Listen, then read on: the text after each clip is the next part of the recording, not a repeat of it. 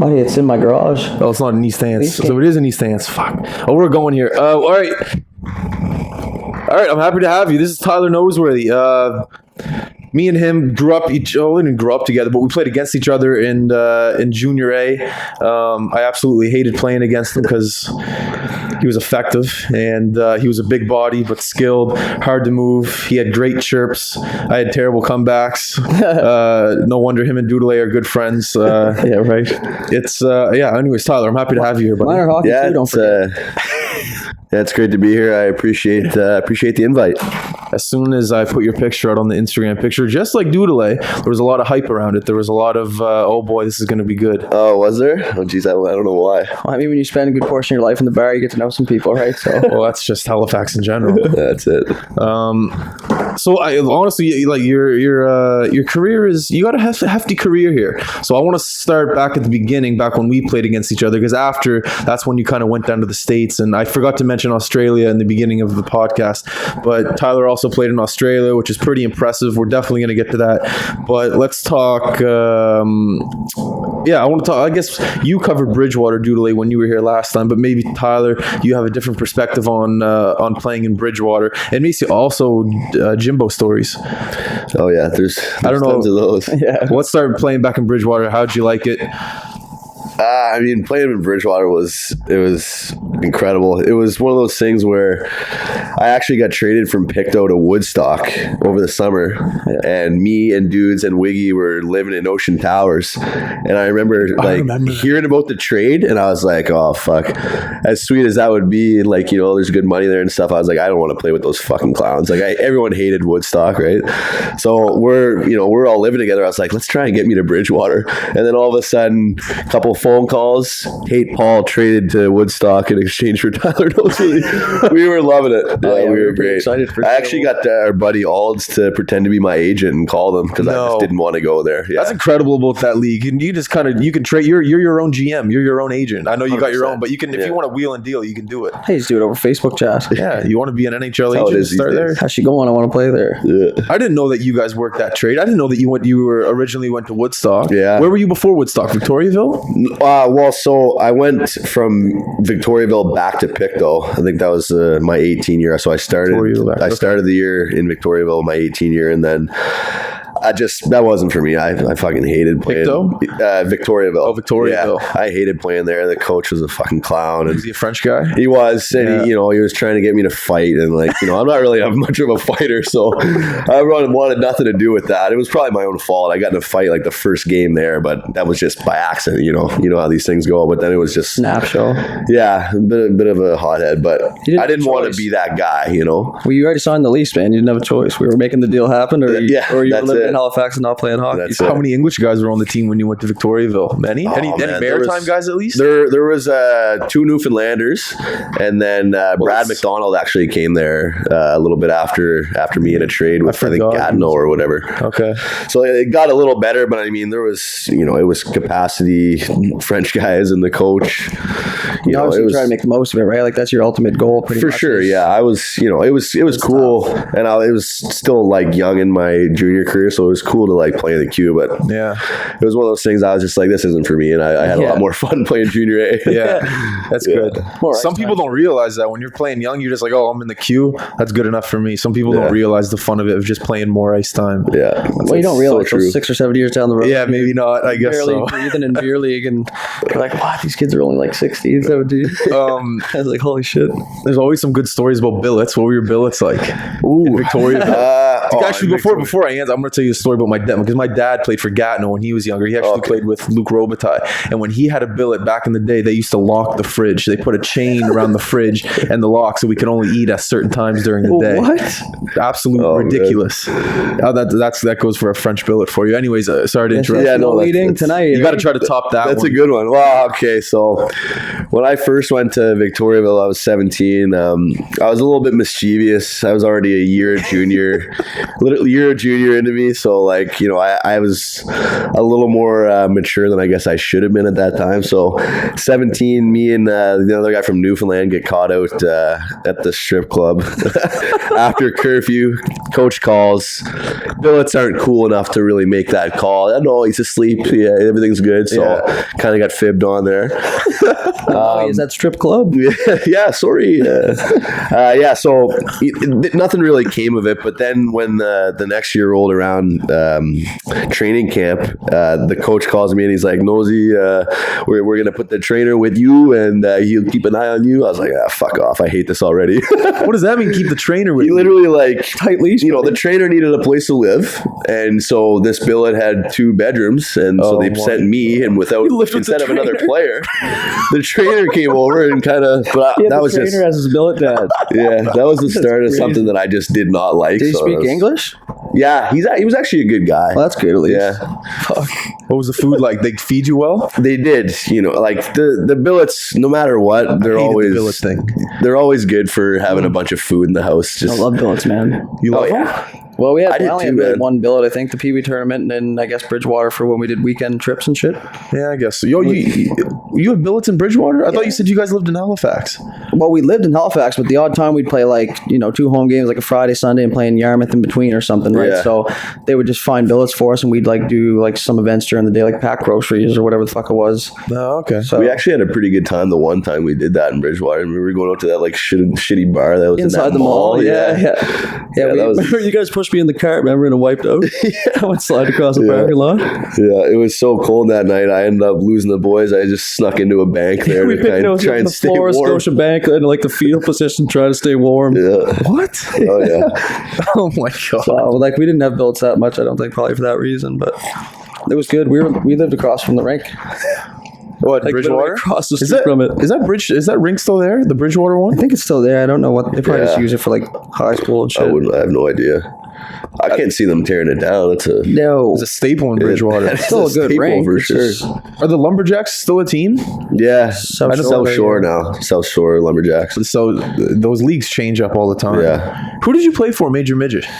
Subways. Were you sub? Yeah, I only played 1 year at 15, and then went to junior right away after. Oh, did you? Yeah, Where'd you go right after? Pictou, and that was the year that they were hosting the Fred Page. So like that was a pretty big decision to be made. I look back, and other than the fact that we won the Fred Page and I got to go to the RBC at 16, Yeah. I think back and kind of wish that I had played another year in midget. Yeah. Probably would have been better for development, but Yeah. not for stories. Who's the coach back then? Troy Ryan was the coach Troy Ryan Yeah. in Pictou? in Pictou. Yeah. What do you think about him? That's a guy who I eventually love to get on here. Oh yeah, he's stories. he's one of those guys, like he was so intense, but then he was friendly, and like I really liked him as a coach. There was times where me and him knocked heads, like, I got in a little bit of trouble, but That's what you kind of want in a for coach. sure. And then that he cares, right? Because Yeah. he's get rattled at you, and I was just a kid, Yeah. all he's so he all he's kind trying of to do is hold you accountable. exactly right. So I always have I have a respect for Troy for sure. I think that he's a great coach. He'd be a good guy to have on the show for sure. He was a great guy to he knew how to make his players work. He knew how to find like the weakness in a player, Yeah. point it out, so you worked harder on it. For sure, he did. Perfect example. I was playing in Summerside with him. I was playing terrible, and he called me out in the dressing room. He's like, "Belanger, why the fuck do you even play hockey?" And I just got I lost it. Went out in the third period and got 2 goals, won in overtime. Just like he knows the sweet spot. Oh, yeah. He knows how to tick his players When off. and where. He can Right, light when and a fire pretty Yeah. easily. Yeah. Yeah, the guys, and congratulations if he's listening. Maybe not. Hopefully he is. Congrats on the silver medal. Yeah, Olympics. That boy Troisy. Yeah, that's crazy to think about. It is, man. Him yelling at me and then watching him in the Olympics. So. Boy from Spryfield in the Olympics. Boys doing it. Pretty Right, incredible. special. That's right. Okay, so you're in Pictou, then you go to Victoriaville. You don't really like Victoriaville, then you go to Bridgewater. Yeah. So then after Bridgewater what's the connection there? Did you go down to Connecticut, Alabama, East Coast? Or No, you're I down? actually. So that second year back in Bridgewater, when it was actually you were 20 as well. Me and Wig were we were given a little bit of string to the whole situation because we were going into our 20 year and we knew it wasn't going to be a strong team, but we didn't really want to bail on it right away, So we came in, gave it a chance. I mean, the coach that was there was just, I mean, it wasn't good. He showing up to like parties and stuff, like trying to shut it down? Oh yeah. So Jack or Strobes had a party and he was on the team, and we just didn't play the next day, and he rolls up to this party and gets rattled that we're all there drinking. Can you imagine? And we're sitting there like, me and Wig are like, buddy, we're 20 years old. Like, this is how it's going to be. You need to get out of fucking high school. And, I'll tell you who would have been answering the door if I was there. This guy. Yeah. Excuse me, sir, you weren't invited. But anyway, so like me and Wig, like we weren't really winning games, but we were like playing well. I think it was me, Wig, and Sans on a line. And like, you look at Sans now, he was good then. He just wasn't big, but now my God, he's a fucking monster now. And he's a sick player. So me and him and Wig were like ripping up, but we were losing every game. So we were a pretty good trade rate.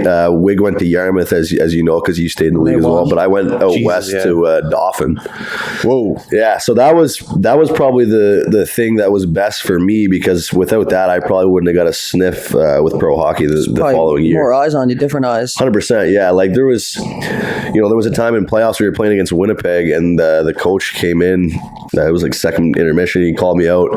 He was like, just so you know, like there's a coast scout here, and he's got a guy, and he came down, just kind of like threw some names at me, and he was like, you were one of them. So like, people are watching tonight. I was like, fucking right. That's You're at that point in your life too. You're trying to prove something, right? 100%, you're right? heading down like the retirement path, and hopefully not, right? So, junior A at 20, it's either going to happen for you next year or that's it, right? You'll fuck off and do something else. But he touched on that too. So, that's so true. But that ended up working out. So yeah, that's incredible.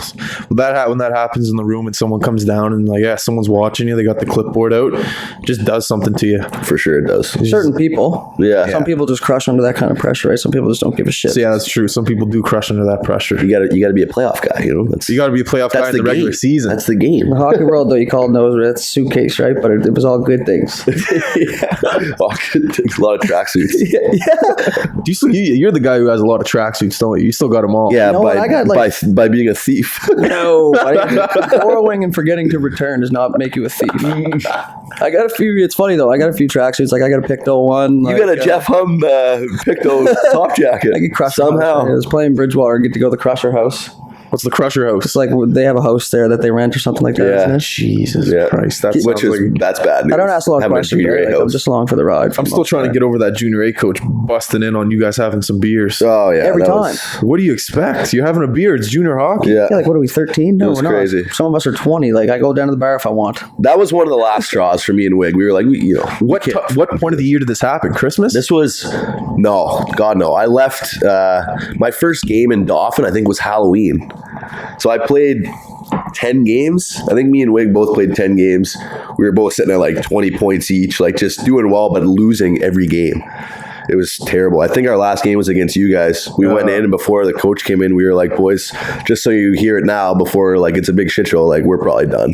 Yo, you said that in the room. Yeah, just like was the coach there? No, because we didn't want to like make it a thing, but we wanted to like show the boys the respect they deserve. Like, we're 20s boys. Like, can't do it. This is it. Well, for us. Yeah. It reminds me of something funny too. Him and Wig came down to. I was playing junior B at the time, and they came down just to like stay on the ice after being out of Bridgewater or whatever, and like trying to persuade them to play junior B, right? But anyways, they both go to their teams and they come out for a practice one time, and obviously they're just flying around everybody. And we had this one guy, I can't remember his name, but he wasn't great, He was an all right guy, but he just wasn't great. And anyways, the boys come in after practice, after like visibly tearing up practice, and the buddy's like, "So what'd coach say? You make the team?" Are you fucking with me, bud? They're like, no, man, we're not trying to. We're just because Ald's introduced them as like junior C call-ups, their APs. He's like, just be nice to them, make them feel welcome, all that shit, right? So the guy took it right to heart. I guess, I don't know, but it just reminded me of that when you said it. So Joel, they went. Joel offered me the Crosby deal there, $1 off every seat. He was like, "You stay, I'll give you $1 off every seat." Oh. And that year they were Bought me doing into well. the third line, right? So I'm like, no, boys, get going. Where did they give you that offer? But like Where? we went for one practice, and Yeah. it was as we were waiting to be traded after leaving Bridgewater, and the coach there, like all our buddies are on the team, right? Oh yeah, Campbell was there, Alds was there, Yeah. I was there. Like we had Clarkey. yeah. It was just You know a what I mean? team full of our friends, Yeah. so it was kind of tempting, $1 off every seat, but And we sold a ton of them. Yeah, I was gonna say you guys. Yeah. That's not bad. I forgot about the Crosby deal. That was in Rimouski, right? yeah, Can you imagine? The guy was a millionaire. I'd At have retired 17. from oh my god, it's insane. What do you say? Oh, you want to get back to the script? I like it when we go off. Yeah. I do too. Man, I could talk about Crosby for days. I got Oh, stories. for How good? You guys got dirt on Crosby? We all got. Oh, I don't have any dirt on Crosby. He's a fucking. You know, you can't. Not dirt. It's good dirt. It's Oh. just like it's good dirt, Yeah, but yeah. you can't say it because I think he's got a wife. But Yeah. Code. That's the code. Yeah, that's the code for sure. I wanted to what did I want to talk about? It wasn't even on this. We were on a train of thought towards something else. Oh yeah, where did you said you played out west? Winnipeg? Yeah. No, Dauphin, Manitoba. Dauphin, yeah, Manitoba. So MJHL. Okay, I think I saw that on the DB, but I got to get off the DB. Yeah. What did you say the other one was? The one that just to look at now is Elite Prospects. I'm gonna write that. For future reference. You get any guys on here? That's Yeah, where you'll definitely. find all their stuff. Did Troy ever tell you that? Because I think Troy said that it happened in Pictou. He tried to cut a guy the first year he was there, and he didn't leave. Like he showed up to practice the next day. Do you know who that is, dudes? Was it? That's Piggy Ants. Was it? Oh, so you know the story? Oh yeah, I was there. He literally tried to cut Anthony.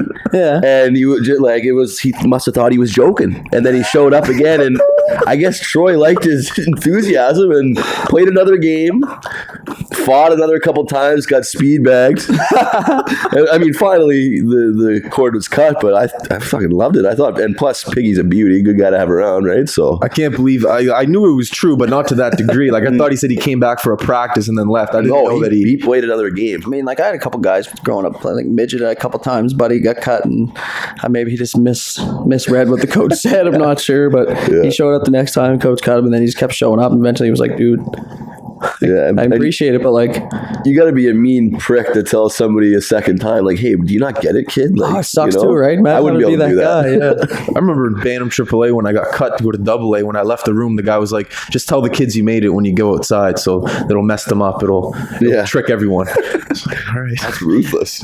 It's a good call. though. I remember with the Max when we were doing cuts the third year, a parent came in with the player.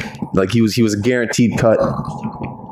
He was getting cut, and his parent came in with him. I was like, "Oh, Oh yeah, nice. Good call. totally off topic." I was working at a hotel 2 years ago, and they were doing job interviews. Both the parents came in for the job interview with the kid. Just, like, That's like stepbrother shit. Yeah. Let us interview you. We're doing an interview now, not you. all right, let's move on to us. Actually, no, we'll wait for Australia because I'm sure there's. By the way, Australia, any guys that are listening have the hottest girls on Instagram by far. I don't care if you're from LA, New York, anywhere. Australia has the hottest girls. So I hope you have some. Do you have a girlfriend right now? No, I don't. Okay, so Yeah, anyways. yeah. Okay, so then what's next? Connecticut? Yeah, I guess that would be next. So after that, my last year junior, I was given the opportunity to go down, start out in the SP, the SPHL. Okay. Unfortunately, over the summer they decided on that lockout. So my first year down in the States, it was actually that half lockout year. Oh, okay. So that really puts a funnel on the whole pro hockey thing, right? So it's yeah. So like I'm thinking, I was given a spot on this team like via email. It's all bullshit though. Like with the minors, they say but it's you don't have a spot until you like make the team and sign, right? Okay. So I was at the camp there, and there was like guys that had played like a couple games in the A the year before at this SPHL camp. So I'm like, this is fucking crazy. So I ended up going down to Danbury in the FHL, which was actually a blessing. Sick. It was a blessing in disguise, really, because that filter down effect made that league really good as well. And it just, I don't know, it worked for me. Like I found success as a young player on a kind of a veteran team, and doing so well, I actually got called up to the SP still during the lockout to Huntsville. Okay. In Alabama, which was by far the funnest time I've ever had. Like Huntsville is incredible. Is that the year you did spring break and shit? No, that was the following year. We'll get to that. Oh, my bad. Spoiler. Yeah. So after I went up to Huntsville, the lockout had ended shortly after that. I ended up getting another call up to Elmira, which is the East Coast League. I was in another lineup there, healthy scratch every now and then, but it's like a 10 forward thing. Like in the minors, they have 3 lines with an extra guy because it's developmental. Really? Yeah, which is good it's good to be like that. That's a lot of ice time. It is tons of ice. So 20-minute stop period. 100%. Wow. Yeah. So I'm getting like, I'll play probably 10 minutes as like a 10 forward type thing just because guys need that rest and PK or whatever. So it was a great experience. That team, however, didn't make the playoffs. So once their season ended, Danbury was actually starting up their playoffs. So I went Feds, Spill, Coast. Okay. Season ended. Yeah. And then I went backtrack 2 leagues just to play in the playoffs. So I was, firing on all cylinders. Like we swept the playoffs. I think I led the playoffs in scoring, got like MVP. You made the All-Star game that year too, didn't you? Yeah, I went to the All-Star game as the the Bumpy first year. warm up? I did. That's because the dream, man. There was a rule on our team. If you had good hair and you were a rookie, you could go no bucket for a warm-up. So I was in my fucking... Do you got a picture of it? I do. There's pictures. I mean, they're on... Yeah, that's a I got them on platforms. Yeah, so it's... Well, Pixar didn't happen, right? Yeah, exactly. Yeah, that's it. I've lost a couple phones. Anyway. I've lost a couple phones since then, though. Worst. So that's tough. But that is tough. But yeah, no. So it was like a whirlwind season, but like probably the best experience of my life. Like as far as hockey, like kind of making those jumps and traveling all over the country. Yeah. So yeah, it was pretty sweet, and we won the championship. You want to? And what? Yeah. I lost track of what league you finished in. Yeah, so I went back to the Feds. And we swept and won the championship. That's incredible. Got a ring, had a big parade. It was ring hunting, buddy. It was a good time. Well, you're jumping around to so many teams. Do you have an agent, or did you contact all these teams and go around from? I had an agent until I quit playing in the queue, because at that point, if you have an agent and you're not really showing like the drive to fucking make big bucks, where he's not going to see a penny off you, like they'll let you go, right? Yeah. So it was good for a bit. Like, he gave me sticks and stuff like that when I was 16, 17, 18, but like that was really the gist of it, Yeah. But then when you get to the pro level, it's basically coaches calling coaches. You really don't do anything yourself at that point either, right? So, they back up your resume. Yeah. So here's Tyler, he's a good... How many players are moving around in the run of a year? It's crazy. So a coach will be looking for a guy, hey, like they'll maybe check a little bit of stat, nothing crazy, and then hey, like you want to call up, so then you're on a flight. That's awesome. Yeah, it's pretty cool. So I guess realistically, if someone asked you, like, if they were like, oh, I was interested in taking that route, you'd be like 100% tell them to do it. Oh yeah, even for development wise too. You're never gonna turn down a call up. No, I know that, but just like bigger like money, the higher you go. That kind of shit can fuck with a certain kind of guy. You know what I mean? Like traveling all the time and like moving around. How would it fuck with a guy? I don't know. Just some guys just like to settle in places and like they're shook by like change and like off schedule. And, New like, guys in the dressing room trying to meet friends. Stuff like that. Like you know what I mean? If you have a guy that's just like been in business all his life and he hasn't really been out in the social setting and stuff, like it's hard for you to just mingle with people right away and you know what I mean, and be a glue guy right off the bat. It's so funny you say that, because I feel like the only reason why I liked that the first year was because I was so like hot and horny, because it was my first year where I was like, hey, boom, call up, let's go.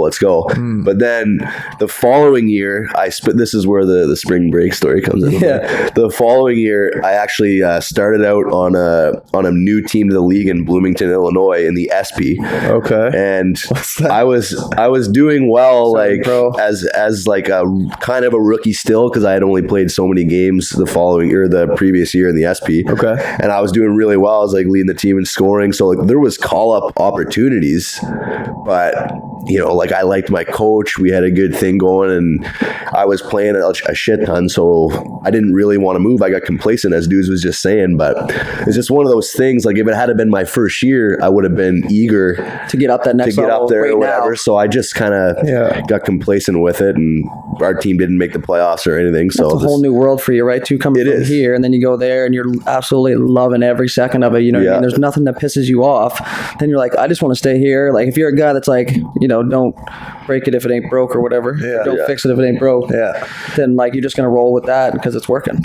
This whole conversation relates to life. Like if you're willing to see a new opportunity and take advantage of it and go after it, whether some people are comfortable with their job and they're just like, fuck that, I'm going to stay here and do this for the rest of my life. But exactly another perfect example where sports can relate to real world problems. Tyler had an opportunity to do something new and he said, absolutely, I'm going to go for it. So it's just another, it's kind of off topic, but it's just another. It's not really off topic. I guess it is on topic. It's just another situation where sports teach you things that really, I don't know if anything else can. Maybe. I would be absolutely screwed without sports, man. I'm sure you would be too. I mean, everything skills? I know, getting cut, telling you like you suck, or like you need to be better, or you know what I mean, this and that, or you're not going to do this, then you know what I mean. Certain people you like to fire under your ass. Some people are like, the only way I've ever gotten through a fucking job interview in my life was relating to like challenges I faced while playing hockey or competing. It's what it's what you're comfortable with, right? Like an employer will look at that and they'll be like, wow, like at least you got like some determination, a little bit of grit, more so than somebody that's just like, oh, life fourth liner, like I had A's, so like give me the job. I'm a good student. Exactly. Like for sure. Exactly. Most of my social skills come from hockey, man. Being made fun of for the first time in a dressing room, learning to bounce back from it from this guy. It's probably give it to him. Okay, at some point I was the target, right? I grew out of it and snapped one day and just started giving it back to people, and then they fuck off, right? It's like bullies. That's what they do. I don't even bother with you anymore. You're too fucking quick for me. Oh, how quick is he? Oh man. Oh, did you listen to the last podcast? I did. I enjoyed it. He was our hero. Yeah. It was good. Right. There'd be times where I'd sit there and actually try and think of something to say, and then like dudes would fire back so quick, and it was like he'd be waiting for me to come back with something, and then it'd be like, I got nothing. Yeah, and then it ends with "fuck off" or "I'll beat the shit out of it." And you're like, all right, you win now. That's all I really got. He'd be like 10 steps ahead of everyone. Always, you're always thinking ahead. From Johnny, man. From who? Oh man, quick wit. You say something to him even when you're 8, he's right back at you. It's hereditary. All right, that's right. It's a good word. There you go. Did you tell him about the book that I liked it and I said thanks for bringing it? Did you tell him I liked it? I was talking to him about it. Yeah, obviously, man. Johnny loves to hear that stuff. He put literally all his spare time into making basically a time capsule for me, so I'm sure he'd be pumped if someone else seen it. Johnny was literally the photographer when we were kids. Oh yeah, for any of those like under 15s, under 16 stuff. Like he was he was wicked to look at now, man. Like seems a little bit weird at the time because you just don't get it, right? You're young, of course. Then all of a sudden, bam, you got these. You're opening the book and all of a sudden you're in tears, right? Sitting in the garage. I was holding some back when I was looking at it. I was telling Alex about it the other day. You know Alex? Oh yeah, Zaf Daddy. He's in all of them. I was like, man, you got to see them. So he played in Dow with him, didn't he? Yeah, he was there. Oh yeah, I forgot about that. Let's move on to Dow. So Dalhousie University under the old Moosehead coach, Chris Donnelly. Chris Donnelly. Yeah. How was that? I mean, that was good. That was kind of it was a weird situation for me because I had already played 2 years of pro and I had to go back in red shirt and then really would have only had one more year to play type thing. So Don's was helping me out by kind of keeping me in the game while I started my scholastic career, if you will. So yeah, I mean, Don's is a great coach. For a whole year, all I did was practice and go to school because I had a red shirt. Yeah. That was when Zaf was there, actually. Yeah. And then I played 1 year. That hockey was fucking so good. Was it? It's the best hockey around. It's the best hockey around. Like, honest to God, me taking a year off and only practicing, like that was extremely difficult. You really lose your game touch when you're off for a full year, and it was really hard to find with such a high level of play. So what do you think? Like your cardio or like your stills, your stick skills? It was more or less like just your timing of your play. I wouldn't get in the momentum. Yeah, like I wouldn't say cardio so much because I worked out hard. I skated every day, and your timing with your passes and like your ability to read the play like a second ahead. To make things happen for yourself. It's just playing sense. Away from you get a little foggy on it with time off, right? So what you mean. it was tough, but I mean, I certainly appreciated the opportunity that Don's gave me, being an older guy and all that stuff. So I'm sure it you was helped just out the another room. experience, and I always appreciate when somebody gives me a shot. Yeah, that's the thing with those teams. Don't they carry like 30 guys? Yeah. They carry a bunch of guys. Yeah, they do. How many games are in the season in the AUS? I think it's 28. That's not very many. I believe. Yeah, I played. I think 20. Couple suspensions, probably. suspies. Yeah. Oh yeah, there's no fighting. Yeah, there's no fighting. What So I was, I had about 8 charging majors. I think I was like second in the league in PIM. So that was, I took some liberties when there was no fighting. Absolutely, I would have too. Oh yeah, can only imagine you out there. That's the best league in the world. To crush a guy. Oh, no grease a guy, fights. Yeah, cross check. See you later. Yeah. It's a shame those leagues don't get fans. Like at the Forum, they get fans, but like nothing doesn't like look the like it. movesets. What's that? It just doesn't look like it. Yeah. What do you mean it doesn't look like Well, it? university fans are probably better than like the Metro Center fans, anyways. I don't know, but like They would they're be if rowdy. they They're went. students, and Yeah. like you know what I mean. Especially where the SMU's good here. Yeah. So, But that's crazy because like they play any in of a those smaller other rink, you'd towns, notice, right? like Yeah. Acadia or X or UNB, like They get good fans. they get good fans because Juice. what are they going to do there? Yeah, besides exactly. go to a fucking good game. Well, But here that's- it's those schools have campuses, right? And they're based in Yeah. small towns, whereas like the big city, I mean, we have like 3 universities, like Yeah. a bunch of community colleges. so nobody's it's not- going to jump on the Metro Transit to go down to the Forum. That's know? a huge thing. Is honestly Yeah. transportation here. They're just fan bus, buddy. What? Fan bus. Fan bus. Yeah, Yeah, get those down the going street. down. Did you play? Does UNB have a good fan base? Because they're like they're crazy good every year, yeah. right? Did you play in UNB? I did, yeah. Good I fan mean, base? they would have been sold out every game. Basically at home, like there'd be a random game where maybe it wasn't full, but in playoffs, packed. No matter what. Like, I mean, we didn't make playoffs, but Yeah. you see it on TV. It's intimidating to play there, for sure. it is. But like even regular season, like Freddie's kind of big, but not that big. But when you have a really good program, a good team there, good hockey to watch, you're gonna go. Yeah. Right? It's on campus. Yeah. That's what kind of. And they're always makes hosting it- all the big cops and shit like that too, because they're, you know what I mean. That's one of the teams everybody tries to beat. Yeah, they win like every year. Yeah. Why can't Dal or SMU win? Is it just because they're alumni? They have a good recruiting process. They have more money. Because look at Dal, man, they have so much money. Why can't they have a good team every single No. year? Yeah, You know what I mean? That's one And of they're those playing in the things- city. Resources. Yeah, I just don't know if Dow, because there's obviously there's got to be some greasy shit going on in the background to get all these studs. CIS? Yeah, like You got to think like, what does the school put more of their like funds into though? Like Yeah. UNB's really big on athletics and like stuff like that, whereas Dow's really big on like the Science. scholastic On side school. of it, and Yeah. like, the medicine and stuff like that, right? So Yeah. they're not like, let's have a wicked hockey team all the time. They're like, it's nice to have a hockey team, probably, you know? It's like, Dal's like, let's buy a telescope. Yeah. I get it. I heard stuff like UNB. I mean, I don't know if you should like this is kind of an unwritten rule. I've been talking about this stuff. but- Controversy is good. Just keep Yeah, going. I've heard stories about UNB bringing guys in who had girlfriends, and they would pay them as if they were working while going to school, getting a full scholarship, as well as pay for their girlfriend's full tuition.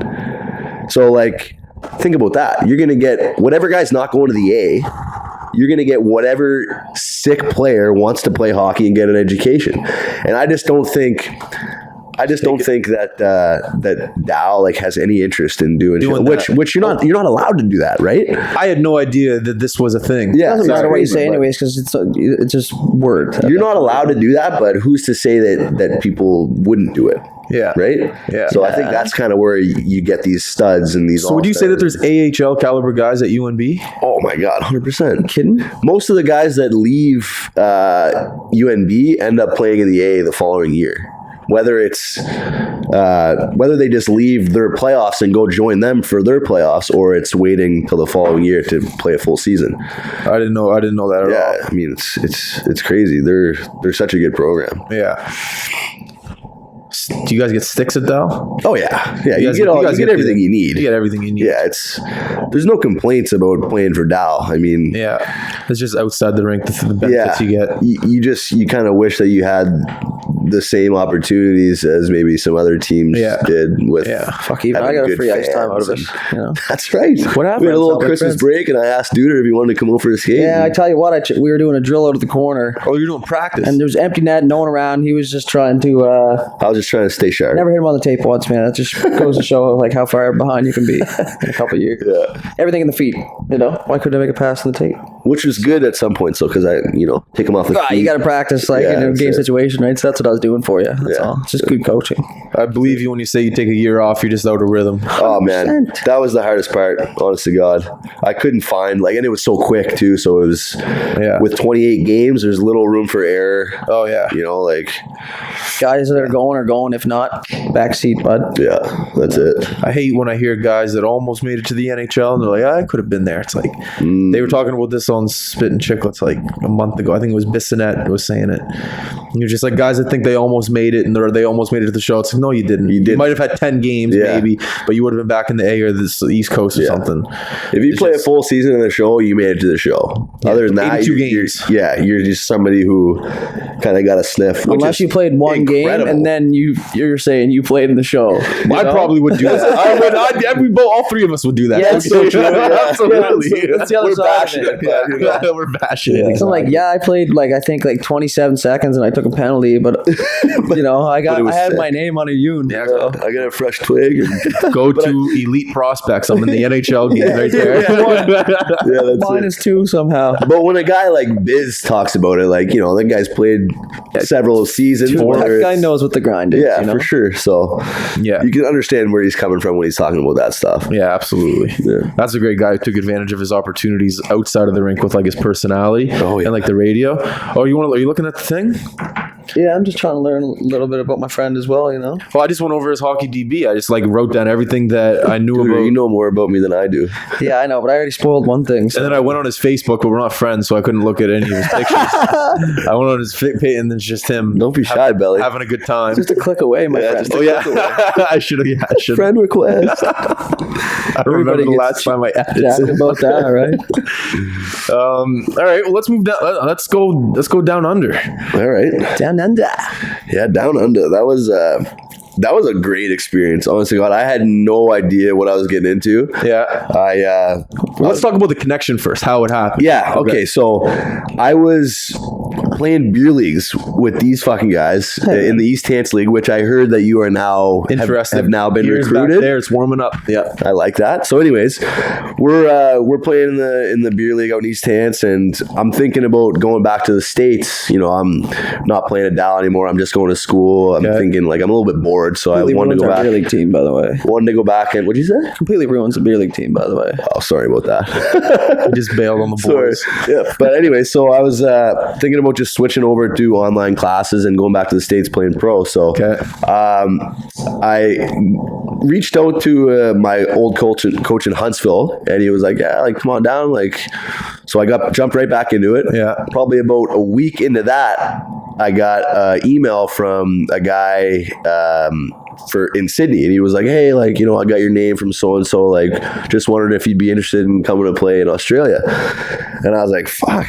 Thought to myself, that'd be pretty fun. So I immediately gave him the green light, and I was fired up about it for from Christmas on. We were. And so the season ended. I came home for about a week and a half, and then flew down to Australia. Not a big deal. Australia. Yeah, flew down to Australia with my gear. Bathing suit. It is a grind of a travel day. I'll tell you that much. I landed in Sydney at 6 a.m.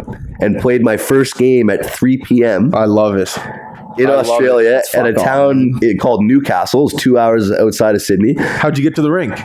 Some one of the people, the team guys picked me up. So from the airport, I was fucking, honest to God, the only way I got through that game was pure adrenaline and being fired up to be there. So your time scale is completely off. What time? Yeah. It's probably 3 a.m. for you. Didn't know what time it was here. I had no idea what it was. I was so gassed. I didn't sleep a wink. I can't sleep on planes for any longer than what about buses? Hour. Can you sleep on buses? Sleeper buses. Okay. Not coach buses. You should see this guy. What? I just hates it on the bus. Oh yeah, I fucking yeah. A couple hours, no problem, and he's just frustrated, and he's sweating, he's got his shirt off, and he's moving around, he's pissed off at everybody, and you're just I'm too long. Nobody fucking go down to Nosey's seat. Yeah, so. You go down and start picking at him, man, you just ruins your whole bus ride too. All right, so you're in the car for 2 hours from Sydney to To Newcastle. Newcastle, yeah. with a stranger. Yeah. But I mean, I was so fired up to be there. We lost that game 6-4. I had no points, and I was an import. But it was amazing, like how much better I felt than the other players, and I was fresh off travel. Yeah. But I had no touch that game. But I mean, I was like, man, once I get the feel of this, like this is going to be so fun. Like, Warren's meant for game one. it's basically. It's not as good as Junior A, but the imports, and you're allowed to have 4 per team playing in any game. The imports are they could be AHL guys. There's been guys that played in the A that just came over for fun. So everyone else is Australian on the team? Everyone else is Australian. There's some guys that have been there so long that they're Canadians and they're finally, they got citizenship, so then they're Aussies. So that's how the league gets better and better every year. But for the most part, the 4 imports on the team Are the nastiest. Jesco Bernard played there, didn't he?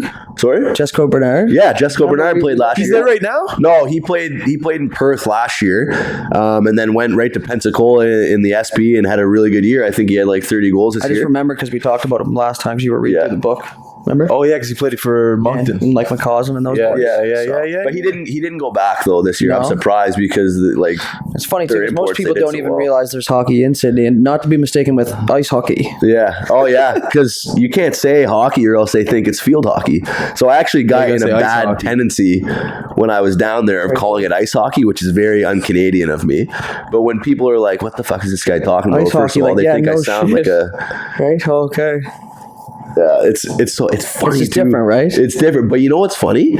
They actually know about the Trailer Park Boys. Well, in Australia. So, like, Low budget show fired on late night channels. All the time people will watch it. people are like, "You sound like those guys." I'm like, "Well, I don't really sound like them, but I can see how you can make the connection because it's very Canadian." Yeah. But it's just funny that they're able to watch that, right? That's their bread and butter, man, is being Canadian, those fellas. Yeah. But fucking, I could go on and on about fucking Australia all day. Let's go on and on. Yeah. Let's talk about outside the rink. Let's go like hobby. Are you a surfer? You go to the beach? What do you do? Fans, come on. Hit talk it. about the bars. Give me something about Australia. buddy, okay. The girls, he mentioned Talk the about girls. the kangaroos. Like, give me something. All right, boys, sit back and relax. I gotta piss. Q, you go. Yeah. I'll keep the Aussie story going right away. Just keep the door open so you can hear about it. Yeah. So I mean, fuck. We'll start with the beaches. They were obviously world famous to some extent, and obviously the women.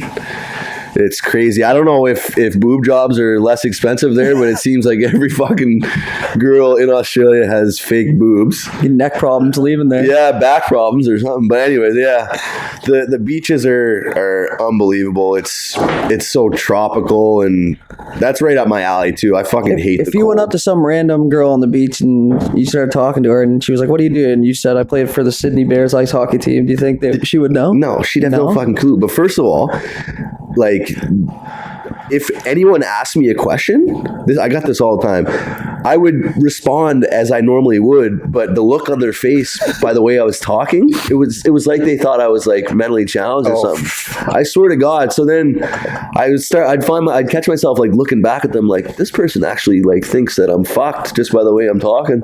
Just because they're fucking rude though, honestly. I've heard that. I can't even lie. Like they're Like posh. They're like very posh. better Yeah, than they're uptight and they think they're the shit. And honest to God, anytime you'd go up and talk to a girl at the bar, you couldn't help but notice in her facial expression that all she's wondering is how much money you have in your wallet.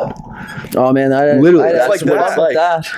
So I mean, I just started to fucking be funny about it. How does none sound? So what, they just like straight up ask you how much money you got? No, they don't. Just tell by looking at someone. She's like, Yeah, you can just tell that she's waiting for one of those guys that drives in a fucking white Audi, Buys out the bar. yeah, Wearing a fresh cut bottle suit. service, not trackies and a polo, Yeah, the Duder special. Hey man, Yeah, take it easy. That's a fucking turnoff. yeah. But I mean, those girls on Instagram are just They're Well, rocking. it's easy to hide behind your camera, dude. Like, what's that? shit, it's easy to hide behind the camera. I don't care. That's all. I'm never gonna see them in real life. I don't know the next time I'm gonna be down in Australia. All you need is the like Never button. know. You need the like button. Yeah. Yeah, but the bars were fucking sick. sketchy They're to obviously this. crazy. Yeah. Like there's That's beautiful. right downtown Sydney, right in Darling Harbour there. Yeah. So by the Opera House. how far is your team from Sydney? where I lived, the house that I lived in was probably 20 minutes down the motorway, which is basically like, if you're thinking about a motorway, it'd be like the Cirque. Okay. Right. So you're going from fucking Dartmouth Main Street down to the bridge, like that type of kind of motorway. That's not 20 bad at minutes. all. Yeah, That's not nothing. bad at all. Go down there on the bus on a Saturday night. And the rink was actually halfway. So like we'd leave our house and you'd go halfway and there's the rink. The rink was actually in a shopping mall. Where? In Sydney. Just like the one in Quebec? Just like the one in Quebec. Except there wasn't like an amusement park around it. Like it was like, shopping, restaurants. The Gap. The Gap. The Gap. That's incredible. And there's two Sydney teams and both of us played out of the same rink. So anytime we played against each other. It's no big deal. Yeah, exactly. So I was used to that. Yeah. So we had what they called a Sydney Derby because it was the two Sydney teams playing against each other.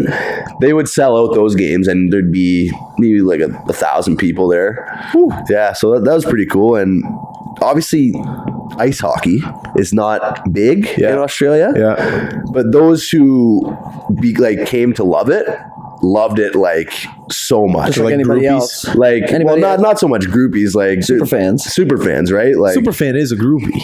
Yeah, but when I think of groupie, okay, I guess not a groupie. Yeah, you're right. Groupie fall around the band. That's slap shot shit, right? Groupie. Well, there's some crazy super fans, but anyway, sorry, continue. Yeah, so I mean, and the fans loved it. They're selling all kinds of gitch and merchandise and all that stuff. And one of the things I loved the most about playing was the teams were so far apart. They're all over the country, so we're flying to away games. So that was the first time I'd ever done that. Sweet deal. In my whole career, and like I played pro, right? Incredible.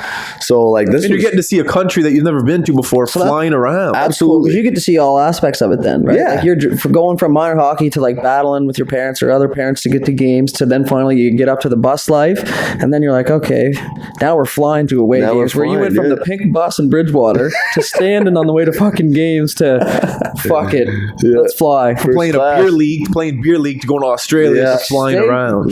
Keep chasing your dreams, man. That's you can get on man. planes to away games if you really push. You never know what could happen, what could come up, right? Who's that? Who's calling you? Rooster. You can answer it. Put him on the mic. Put it on speaker. No, you don't. You don't want to listen to that. No, but that's actually. It's crazy to think about. It's just. I don't. It's impressive that you've done all this, but what's more impressive is that you did it by yourself. You talked to these coaches, you networked yourself, and you went out and you did it. Yeah. You didn't have a hesitation. You just saying, most people would be like, Australia by myself, nah, not for me. And you're just, fine. I'm going to Australia to play some hockey. Yeah. And you're just, it's inspiring. It's just a lot easier to throw in the towel than it is to go do something like that, right? Like, and there's a lot to be said for shit like that, Absolutely. The one thing, I feel like about that decision is I kind of knew that with regards to playing, that this was probably going to be my last year. So it was more or less play my last year pro, go down to Australia and play in that league down there, and just kind of have that be the end of it, right? Because I wanted to start coaching and all that. You find your mindset as, like you were saying, how you were a horned up rook, and then like like you said, your career is coming down to that end. There's definitely, you think it's a different mindset, or do you think you just go about your business a little different? It's definitely a different mindset. I found I started to not give a shit as well towards the end of my pro career, as opposed to when I was 21. I mean, I'm only 26, right? But still, that's a lot different. That's fucking hard on you, man. 21. You don't make enough money in those minor leagues to be able to give it everything you have, but have it still be such a question mark. Because in those minor leagues, there's no like players association when you get down into like the SPHL. There's no like PHPA or anything. So if you have 2 bad games, you're on the way out, and that was after fucking you're only making $400 a week, right? Yeah. So it's tough to really like. But when you're young, you don't give a shit. You're just fired up. You get enough money to go to the bar. Yeah, that's You know what I mean? And like I say that, but they pay for all your living, they pay for food and all that shit. So you're pocketing that much money every week. So it's salvageable, but it's such a grind between living and surviving for sure, right? And then it kind of came to the point where I was like, you know what, I gotta fucking move on. And it's a tough point. Yeah, it's hard to turn that page, but I'm excited to be coaching now. I'm coaching Major Bantam and Cole Harbour next year with Alds and Billy and Wiggy. Okay. So nice. yeah, that's good. Like group of buddies kids, coaching kids that actually give a shit about what you're talking about, and you know, it's understand not like your terms and stuff like that. Exactly, right? Those kids, all they want to do is get better. So I'm excited about that. And younger coaches, man, like especially as a kid, like I know you went through, like you have an older coach and you're kind of like, you know, he's yelling at you to skate and stuff. Because I was always like this too. He'd be like, bag skate, and I'm thinking like, can you even do this? Like you're talking about holding us accountable and all this shit, but like, can you do it? You can't even do it. So like having a younger coach who you like, especially these days where you know you guys would be up to date on Snapchat and Instagram, and that's what all these kids are all about, right? And Fortnite or whatever the fuck it is. Yeah. So like you can connect with the kids easier that way, right? As if you're an old guy, like put your phones away, like that kind of shit, right? Like it's good for the kids. So then they trust you. You're buddies with them, right? But at the same time, you can be kind of harsh with them because that's how they're going to learn. Man, Alds had a really good point. He was it's well said. He said it's amazing these days how like kids, they can actually look you up on these types of platforms, you know, like prospects and shit. So is he a bullshitter? Back in the day, like when we're playing Bantam, we don't have this knowledge of, hey, where did our coach play? Like, oh wait, he's just a fucking high school teacher and played midget house, right? So now these kids, they'll actually listen to you because they'll search you know for a fact they've searched you up and seen what you've done. So they'll really respond when you're giving them that like type of coach player relationship, and that's how they're getting so good. That's an aspect I never even thought of. Yeah, it's crazy of it too, because like say you do coach, I mean you could even probably throw them in on this little snippet here, because then they get to hear kind of the road you took and like how like it sounds fun, like if you get to like the partying and the beaches and the shit that you get to see that's different, but at the same time it was such a grind. Mentally, physically, you know what I mean, financially, on your family, on your everything, right? It takes everything out of you for sure, right? But if that's what you want, then those are the things you got to sacrifice, I guess, is basically what I got out of it. Absolutely. So you're starting you start this next year? Okay. I went and like watched their provincials. I was really intrigued to kind of get my eyes on the first year guys who were going to be coming back, who I'd actually have a hand in coaching. So I was extremely, I found that our best players were the first year Bantams that we're actually going to have next year, which was, you know, really good to see and kind of puts high hopes on the season. But I mean, the kids these days, they got all the best shit. Like think about the gear we wore back in those days. Like they just look like, I'm embarrassed. They look like little pros out there, and it fires me up to think that all these kids want to do is get better and move on to the next level, and I could have a part in that too. Is like if you give a shit enough about hockey, which I know you do and I do as well, is like you don't want to see the game get worse and worse and worse. You want to like develop players and help and have an impact on that, because like you still have something left to give, I guess, maybe. For sure. So like you're like, okay, that kid could easily be this good if we just taught him this. Right? And if we have someone who does the grind, then they're going to be like, okay, well that's true. You can bullshit them after a while. Yeah, absolutely. And they would believe you, right? And that's what you got to do. I'm happy that you're saying that these kids want to get better and better, because when me and Doodle were having our podcast the other day, it's one thing that I was concerned about was their care towards their game and the commitment towards the game when they go home. Are they shooting pucks? Are they on the rollerblades? Are they doing something to make sure? Xbox? Or are they playing Xbox? Exactly. So when I hear you say this and that these kids want to get better, that makes me feel it makes me feel good. It's the same thing we said too when I said that I thought Major Bantam was not as good for hockey, but at the same time, the kids that do make it, we didn't touch on that side of it. They're now all of a sudden everything's more alive for them, right? Like, okay, now I made this team. That's a stepping stone to this, because that's, you see it. I mean, you just go on your Instagram and you go right from your league and then you watch kids that you played with move up and all that shit, and that's all you see. Yeah, well, my thought process on that topic was just the other side of not making that AAA and like major Bantam now. Yeah. It's just because when you're at that age, like we said last time, you're not really sure of yourself when you're that young, and when you don't make the AAA, You're already not sure about, like, you don't love it yet, but you're like, I like it. Yeah. And then all of a sudden you get your dreams crushed that you didn't even know you had, and then that's it, right? You're 13 years old and you're like, fuck it, hockey's done. It's sad to say, but I honestly think that that's kind of why they do it. Like, they want these kids to be so good at such a young age that by the time that they actually reach their fate of whether it's getting drafted to the Q or potentially the NHL, right? College. It's like, college. It's they've been groomed to become professionals at a way younger age than even we did, right? Like when I found it was sweet that, like, you know, some, like, the subways were in my basement in fucking October, my second year Bantam, like trying to get me to commit. So I was like, oh, that's cool. Like, hockey might actually be able to be something. Yeah. But I wasn't thinking about that shit when I was going into my first year Bantam, like, oh, like, well, this is my draft year, I better, you know, like, it's Think just about the this, mindset's too. way different. In Major Bantam, you have the odd tournament, right? But we played Bantam AAA. I mean, you had 9-10 tournaments you played in. That's a whole different thing. That's what, being on the bus all the time and traveling, that's what's going to prepare you for, like, later on phases. You know, you're going to have to battle through the bus rides and jump off the bus and play, and the bus breaks down. And wait, so I'm confused here. There's no tournaments in Major Bantam? there's just a few. Yeah, there's just a couple. So it's Tonian. Okay. Yeah. But then in the other, it's a full league, full season. That's it. And then you'd have provincials or whatever. But that's what I'm saying. Like, they're trying to throw so much more at these kids to kind of get that, like, mindset of, this is what you want to do. This is how hard you have to work at an earlier age, right? So makes sense. we're gonna go here. Like, for example, we're going to fucking Pittsburgh next year with our Cole Harbour team. And They know already.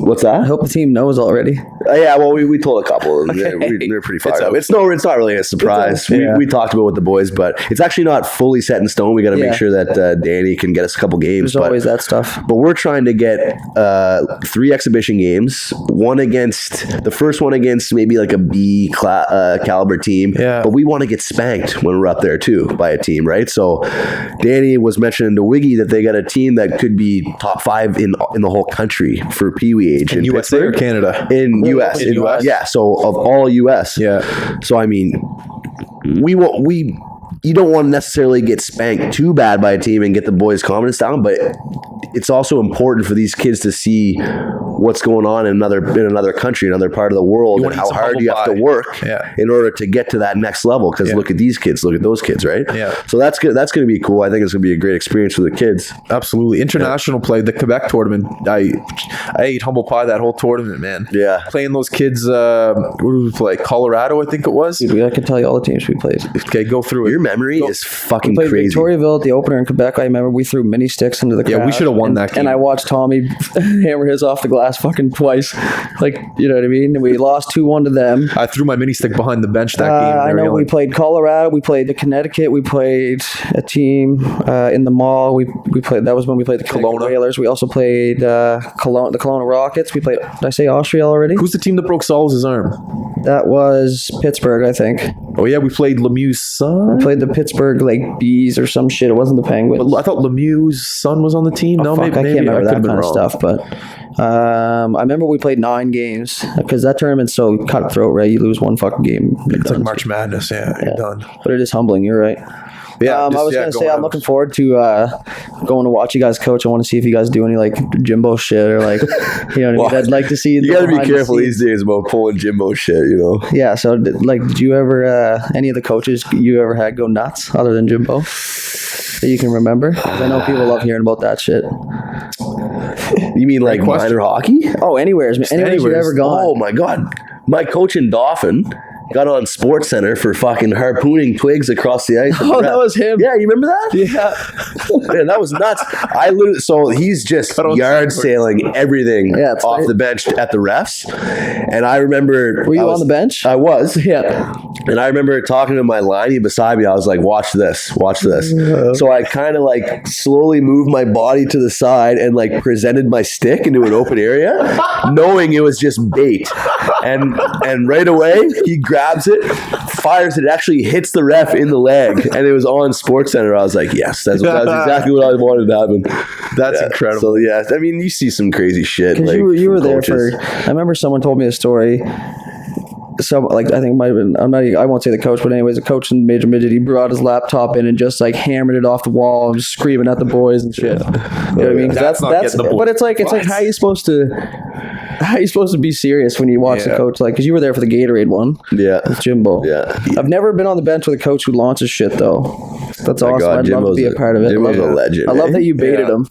Yeah. Oh yeah. Here you go. Yeah. I love a coach that goes up right to the door and like opens the door and like it's not on the ice, but it's like yelling at the ref Funny, from the it's ice. almost like they think as soon as I step on here, I'm gone. Yeah, Right? yeah. They're like, hold me back. I love a good garbage flip too. I love a kick, more of a kick when Yeah. the coach comes in and kicks Garbage the can. cans are big. They're big props in the hockey world, man. Yeah. Recycling bins, the blue ones, those things are flimsy. Well, they're light, right? And it's not a bad. Do you ever notice how you don't see the metal ones in dressing rooms anymore? Because when they used to be in there, they're be full dented, of dents. yeah. Now it's plastic where if you dent it, it's just going to bing right back out. It's fine, right? Way to Bottles go. go everywhere. Yeah. It's a big effect. Yeah, I think they caught on to that. All these coaches freaking out and denting every fucking thing in there. Have you guys ever gotten the Gatorade jug thrown? You guys ever witnessed that? No, he tried to do it. Remember, I told you. Yeah, He it was just full. hit It was Yeah. that when, He was screaming at his knuckles. yeah, because he hammered it and it was full. Fuck! What happened? Yeah, I told you last week, I think it was. Oh, yeah. He came in, he was reaming us, and he tried to act all tough and smashed the game Oh, yeah, ball he did across the tell me room, and he that. just hit it, and he just screamed "fuck" at his fist for like 10 minutes and walked out. And we were like, "What?" Jimbo freaked out a few times, man. It's funny to watch him. Yeah. Go Remember, fight him! Go fight him! Remember when I think it was like the first game of the season, and obviously me, you, and Wig were fucking boys. We were best friends, and We wore 91, 92, 93. But yeah, we did 91, 92, 93. That was planned. and we lived That was together. planned, yeah, and it played was- together. Oh my god. Yeah. So Oh, we were the Bash Bros. Anyway, so Jimbo was like, "Oh, the brothers are playing together tonight. The brothers are playing together it tonight." was later on in the season in Yarmouth. Yeah, he's like, dude, you're playing with your brothers tonight. And obviously, I was just a fourth line. I play with like Warrens, just run around running people, PK. And he was like, you're playing with your brothers tonight. I was like, right on. So tell him the story because you probably had a better view than I did. I mean, First time I ever started, so I'm jacked up, right? We're Yeah. playing in the middle too, so 91, 92, 93. Like we played those wings and shit. It was big, awesome. We it were was a big pumped. promotion. Were you guys the first line? Were you out there for O Canada? Yeah. Yeah. That would be a Opening good picture. draw I took, but it was huge. The only time ever. That's awesome. Continue And on. yeah, so Duder just blows this kid up. It was super dirty hit, And then I get real dirty. And then so this guy goes after dudes, wants to go him. Dudes, you know, Yeah. he's just playing his game, whatever. So me and Wig catch wind of this guy going after dudes, and your brotherly instincts kind of kick in. You're of course. pretty young, dude. Yeah, we were. 18, We were 19. stupid, you know, just fucking playing Running on junior high. just one day. Yeah. So both me and Wig go after this guy, chase him around the ice. He wants nothing to do with us. And I'm screaming at them like, fuck off. Yeah. So dudes continues on with the play because he's avoiding this guy who we're now chasing. And me and Wig are going opposite way, trying to kill this guy who wants nothing to do with us. Boom, they score. Never again. We go off. Jimbo goes, fucking never again. Hey, back to the fourth for me. These boys stay in the top three. Wait. So this was the first shift? First shift. Oh, first shift. Fuck, You forgot. that is a good Never I story. again. tell you, I got after I greased the guy, he hit me back, but I had my back turned and I didn't have the puck, and he just cleaned me, and that's what they caught the wind of. Yeah. So then I looked up. When I kind of got up, I was a little bit fucked up still, and I looked up, and these two idiots are chasing this guy. Like the play's over here, and they're just chasing the guy around, and he's just like trying to avoid them at all costs. And then boom, they go down and score. Coach Jim was like, never fucking again. Never again. So I'm like, right on. This was my career. That was my one shot, you know. That was a good one. That's a good, good story. Yeah. That's an incredible story. I'm just picturing like a snake, like just you two just chasing Oh, this guy. yeah. They lost it.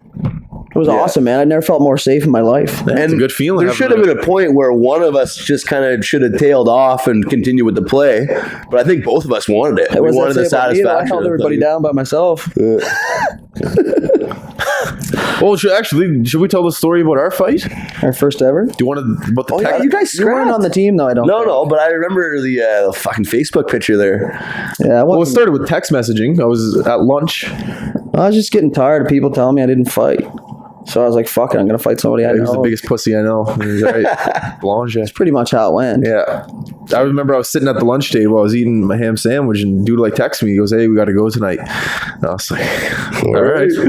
Couldn't punch you though, man. I remember we got hemmed in our zone by you guys for like 3 minutes. I remember Jimbo was just fucking losing it because now I'm out there and we're hemmed.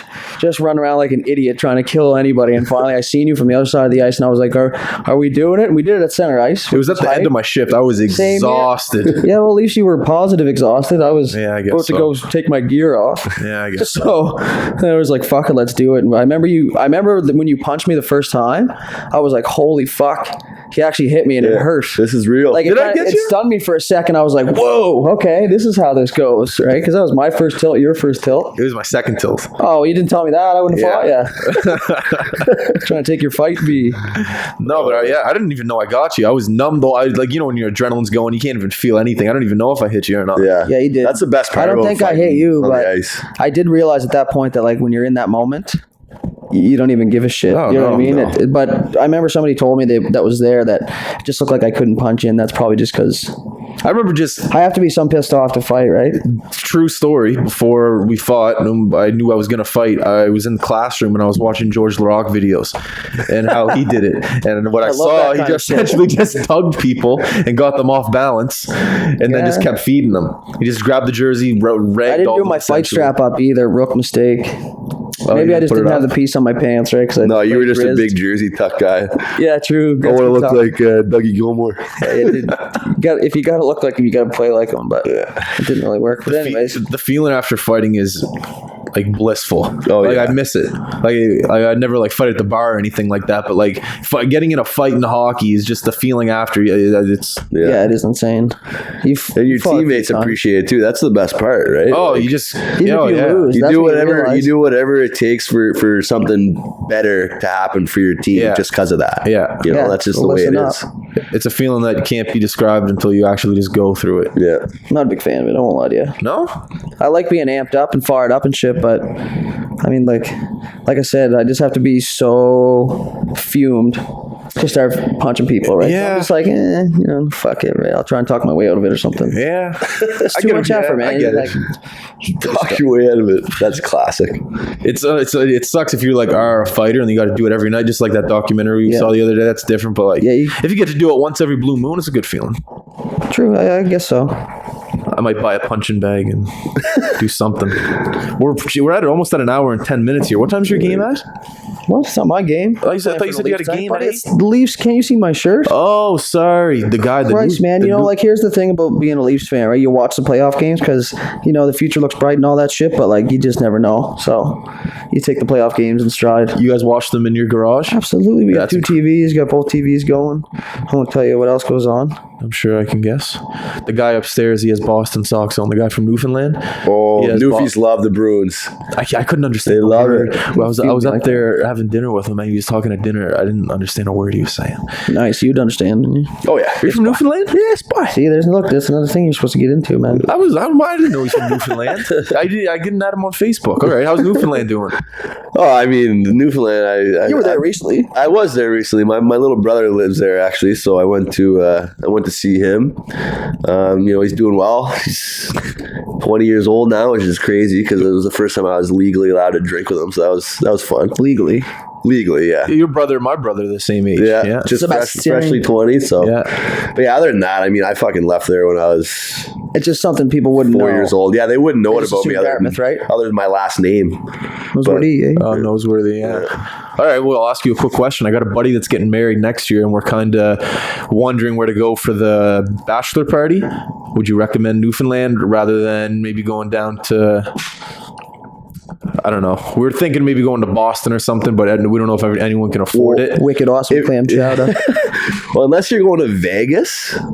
I don't know if we're not going to Vegas. Yeah, so if you're not like kind of doing that, there would be nothing wrong with going down to George Street for a weekend or whatever. How much are flights to Newfoundland, like round trip? $250 tops. Nothing. Yeah, hold him to that. Tell me if $250 round trip. All right. Fuck I'll that. definitely.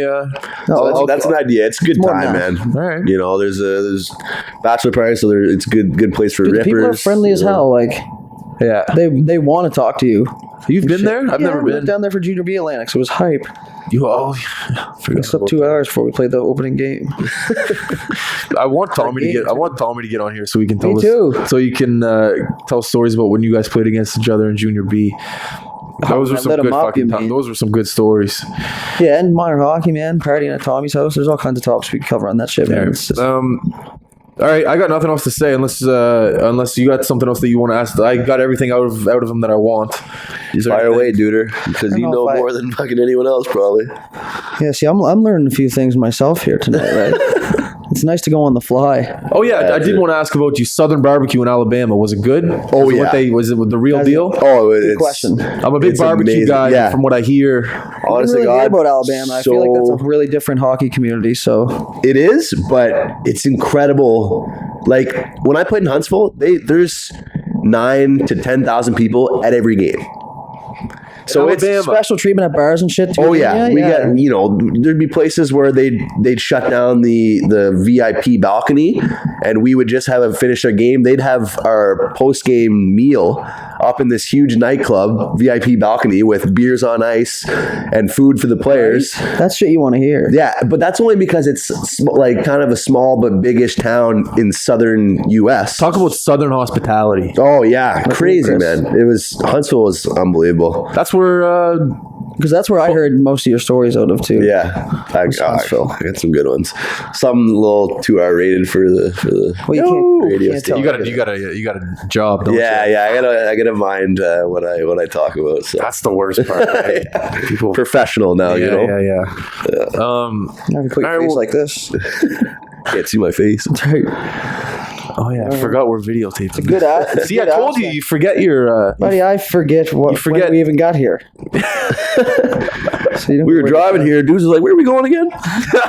We might as well stop at Belly's. All right, well, let's get a quick prediction for the game tonight. Obviously, your biased I opinion. refuse to predict on my team. I'm sorry. Noseworthy. Oh, You don't think there's gonna be a game 7, or you think it's over tonight? no. I'll wait. Where's the game? Toronto. I'll say there's going to be a game 7 in Boston. I think Osty Wasty's going to step up. I think those Marner's been playing well. I thought Kadri played sick last game. Me too. You know what? I knew Kadri would just bounce back. Well, it was He's going to the go type one of of two player- ways. It's either he's going to use the emotions from getting suspended negatively and get back into shit, or he was going to use it to fire him up and be first on pucks. And, Absolutely. And that's what he did. You see that fucking thread he threw to Johnson? That was sick. Right on. I think Nylander and those guys are going to step up, and I think You're gonna who learn- knows what's going to happen in Boston game 7, but I think they'll win tonight at home. Game 7 would be incredible, obviously, because those two have a crazy history. But I do think that Boston plays incredibly well in and on away games, especially when they don't want to go back to Boston. They just want to finish it out. Yeah. I'm predicting Marchand 2 goals, 2 assists. He's going to absolutely See, light it that's up. a I'm shitty sorry. spot for me. I'm a sorry. diehard Leafs fan, but I love watching Marchand. Yeah, play, man. I mean, how Like, could you not love watching fucking? I hate when people fucking rat on he him. said, what He's did a he great say player. in his Players He is. Tribune? He said something about That was a great if I read. didn't, I know, if I That was a didn't great play the way I do, you wouldn't even give a shit about like hating me or loving me or said something that? like that. Yeah. He's like, because I wouldn't be in the NHL. You When should did he say read. that? You should read it. The Players Player Tribune. Tribune. It was I good. didn't read it. I shared it, I think, on my Facebook. Or my Oh, Twitter, so it's a maybe. good read? Okay. Yeah. Oh my God, it's fantastic. And like, you can connect with it too. Like, I played with Marcy, Jeff, and I've been to their house, and his dad, he like brings the whole team over, and he'd give you like we had to pull the dock out one time at their house in like February, and he just didn't tell anybody or whatever. We were just going over there, we thought for like a fucking barbecue or something, right? Yeah. So when you're reading it, you can kind of envision it, right? Which is nice. Okay. And it's good for Nova Scotia. So he sticks up for himself, Brad? For sure. Yeah. Yeah, he was probably harder on himself than most people are. He's like, he was. right? But But that's that role. it was funny because the start of it said something like, if you like me, you'll like this. If you hate me, you'll love this. Yes, Which I thought exactly. was fucking beauty. That's what right? made me read it. Yeah, I read that. I was like, okay, I'm invested now. Yeah. But yeah, it was great. But yeah, Marshy's I'm not going to predict. he's a great player. It's hard to. Yeah, I I'll don't be have there to predict. screaming at the TV. Classic fan, screaming what they should be doing because I played at the NHL level, right? So I fucking know. So Dudes is an expert. He'll be there, beer in hand, you dart played in beer league mouth. for 7 years or whatever, and you watched every game that you can. I mean, you learn the game a little bit better than when you played. Yeah. Yeah. Come on. What was I going to say? Oh yeah. So you're down to do that mic'd up thing? I don't want to talk about it now, but just off the top of my head, we'll talk about it later. Actually, no, I don't want to talk about it now. One thing I want to talk about Marchand is that he's very well trained in the media. He doesn't. he's almost like Crosby. He says nothing. Yeah. He's smart enough not to say something stupid because that's what they're trying to do to him. Yeah. And so that's why I'm excited to read this because you're saying that he sticks up for himself. It's something that he never does. He just he apologizes when he does something stupid, and that's it. Yeah. But I'm sure he wants to lash out. All right. We good?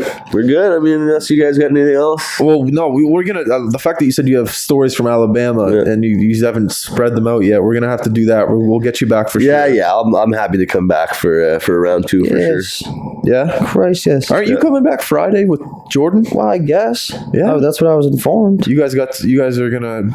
What do you say? Beef it out? Squash it out? I'm not telling you what we're doing, man. Well, I'm the host. Anyways.